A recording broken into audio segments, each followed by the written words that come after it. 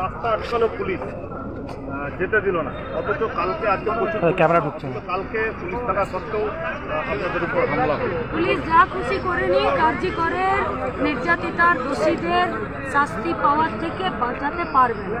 তাদের যা circular follow করার আছে ফলো করে রাস্তায় জঙ্গলে বাজারে যেখানে খুশি পুলিশ দ্বারা কার্যকরের দোষীদেরকে শাস্তি পাওয়া থেকে পুলিশের বাবারও জন্য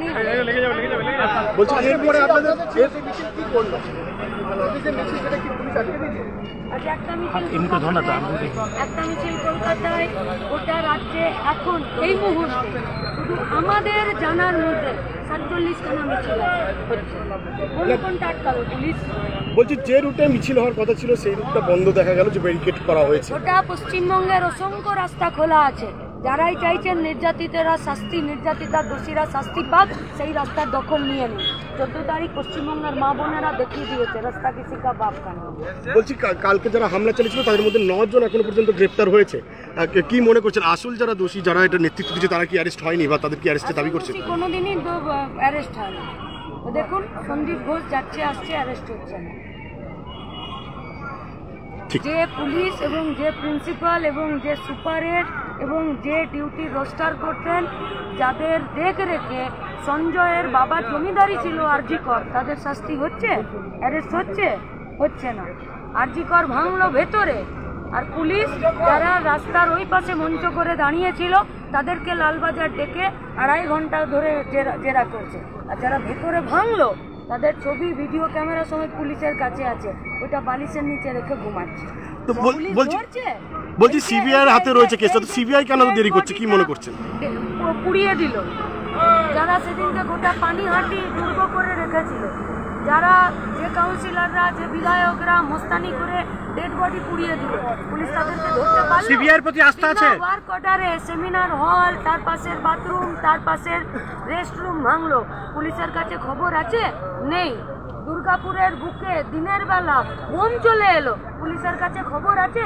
কিন্তু যান এখন গিয়ে বলবে যে বামপন্থীরা 5খানা ঝান্ডা, 3খানা ডান্ডা, 4খানা অটো, 8খানা চোঙ্গা নিয়ে এসেছে। যেটা গুনতে পারে সেটা গুনতে দিন।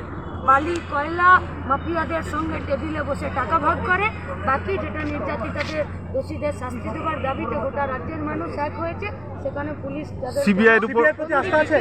রাখতে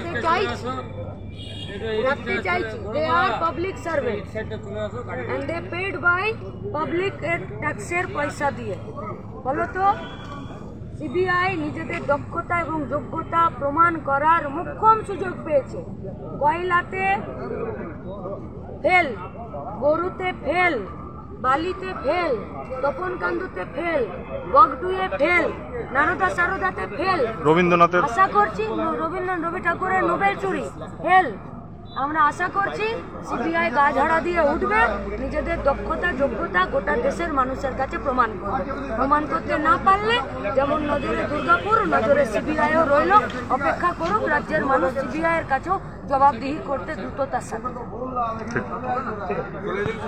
কালকের ঘটনা হোক, দিনহাটার ঘটনা হোক বা আরজিকরের ঘটনা হোক, রাজ্যের সরকার, রাজ্যের প্রশাসন, রাজ্যের পুলিশ এই সমস্ত মন্ত্রকগুলো অপরাধীদেরকে প্রশ্রয় দেয় এবং প্রতিবাদীদেরকে দমিয়ে রাখার চেষ্টা করে।